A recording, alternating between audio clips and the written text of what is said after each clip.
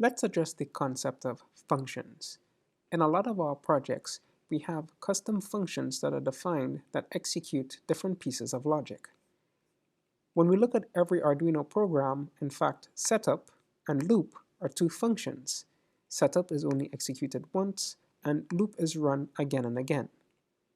When we take a look at how the function is defined, typically the function first is specified with a type that it is going to return. In this case, our takeReading function is going to return an integer. In the case of our loop and setup function, void denotes that the function is not going to return anything.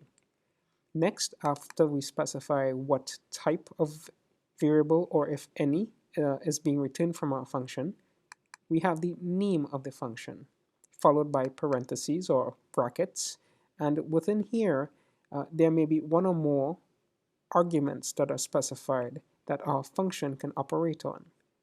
As an example, in this particular function, it returns a Boolean value. So isSwitched when call will return a Boolean or true-false value to whatever is calling it. So in our loop function, we can do if isSwitch engaged, and if that's true, we execute some logic here.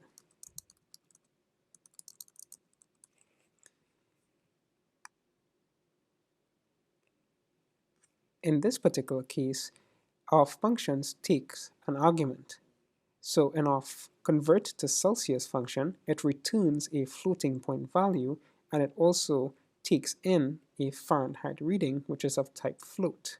So if we were to call this particular function, as an example here in our loop, we would say convert serial.println. Let's say we're sending it to the output. We call the convert to Celsius function, and we pass in the Fahrenheit value. We can say 35.2. All right, and once that's called, the convert to Celsius function, the value of Fahrenheit reading would be 35.2, and in here, that's where we access our 35.2 value, perform our calculation, and return our floating point number. In this last example, we see a function which takes multiple arguments.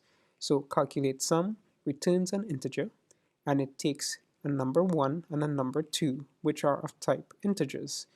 Here we put a comma between the different arguments to denote one argument from another. Within our function, we can access the values of those variables, num1 and num2. Here we define a local variable, sum is equal to num1 plus num2, and then we return the result, which is an integer sum, just like our function defined, back out to the calling program. So to call that, I can do serial.println, and I'm going to call calculate sum. And if I pass in 5, 3, I'm going to get 8 being returned.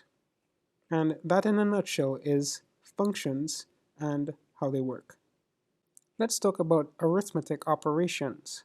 You'll see in Arduino, we perform a lot of calculations based on external sensor measurements, and also if we want to interact with peripherals, sometimes calculations may be involved.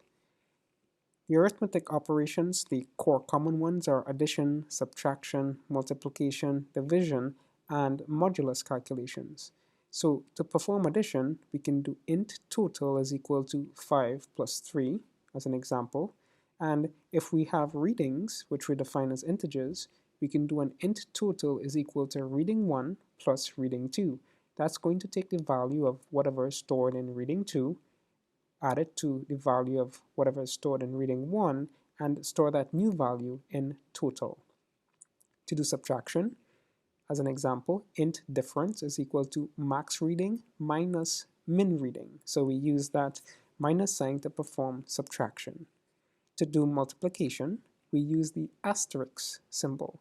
So int scale amount is equal to reading times scale factor.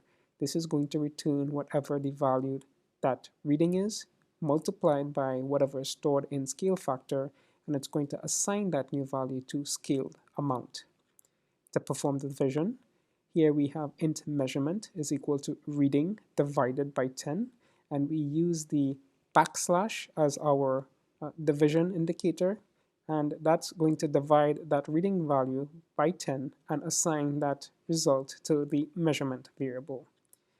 Another sort of handy um, operation that you'll see is the modulus, and modulus just means remainder. So as an example, 10 modulo 3 would be equal to 3 remainder 1. As 3 3s are 9, and there's 1 that's left over, the modulus gives us the remainder. And we use the actual modulus calculation in our stopwatch program, so you can see and get a good idea of exactly how that helps us out. That's arithmetic operations in a nutshell. The last topic I would like to address is structs. And basically, a struct is a way of combining several different characteristics to form a variable. So as an example, here we are creating a struct called joystick reading, and associated with this one variable, we have three individual values. We have an X position of our joystick, a Y position, which are both of type integer, and a Boolean variable, which is button pressed. When we want to define our own variable, which is of type struct joystick reading, we can do it like this. We can say joystick reading, which is the type of the variable, and the name of the variable. Remember, this is no different than if we said int reading.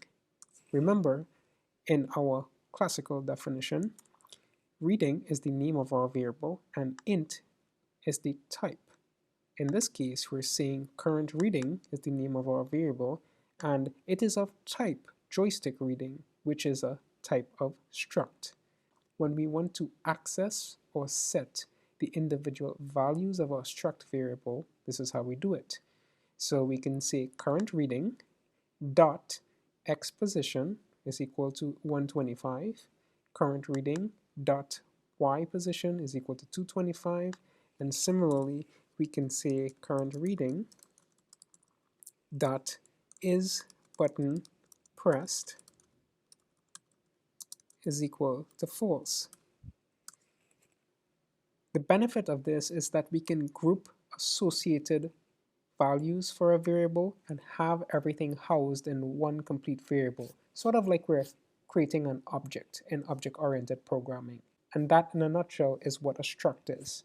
We'll see a struct being used in our infrared repeater circuit program, where we combine a lot of information about an infrared signal and store that in a struct object. This was just a quick introduction into some helpful programming concepts, but there's quite a lot to learn about programming. The course isn't meant to make you an expert programmer, it's meant to introduce you to the world of Arduino and programming concepts.